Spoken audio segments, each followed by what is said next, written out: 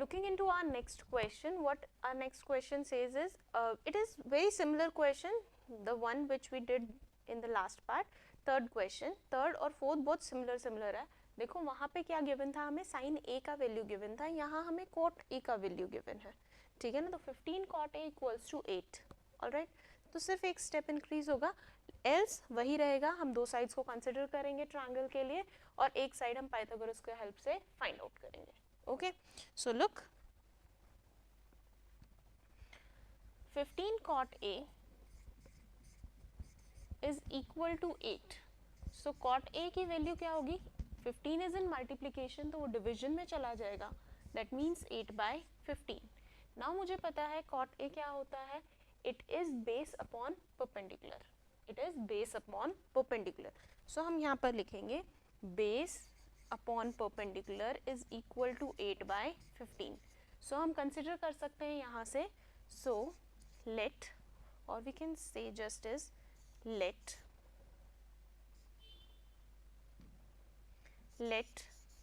base equals to 8 units.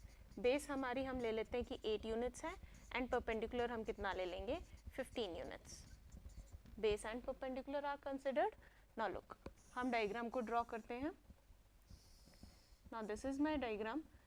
A को हम right angle नहीं बना सकते क्योंकि A is the angle considered, तो ये एक्यूट एंगल है. Okay, then B and then C, तो B को हम राइट एंगल ले रहे हैं.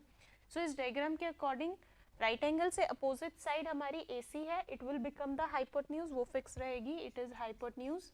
एंड देन हियर AB, जहाँ पे दोनों एंगल्स हमारे आ रहे हैं, दिस इज माई बेस, और एंगल कंसिडर्ड जो है A, उसके अपोजिट साइड हमारा कौन सा होता है, परपेंडिकुलर. ओके, नाउ अभी हम लेंथ लिखते हैं. देखिए बेस का लेंथ हमने लिया है 8 units, so it is 8 units. Then perpendicular is 15 units, so यहाँ पर आएगा हमारा 15 यूनिट्स.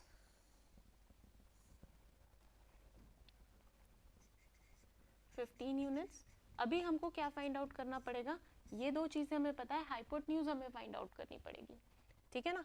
सो देखिए in triangle ABC,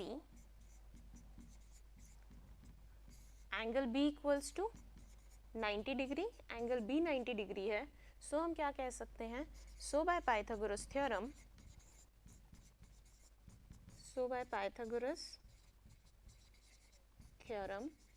we can say that hypotenuse square is equal to perpendicular square plus base square. Hypotenuse is AC, जो हमें find out करना है AC का length. Okay, so AC whole square equals to perpendicular is this 15 units, तो 15 square plus base is 8 units, so 8 square. So 15 square is 225 plus 8 square is 64, so it becomes 9, 8 and 289. 289 किसका square होता है, 17 का square होता है. किसका square होता है, 17 का स्क्वायर. सो हम कह सकते हैं, so we can say AC का लेंथ हमारे पास कितना आ गया, 17 units. So AC is equal to 17 units.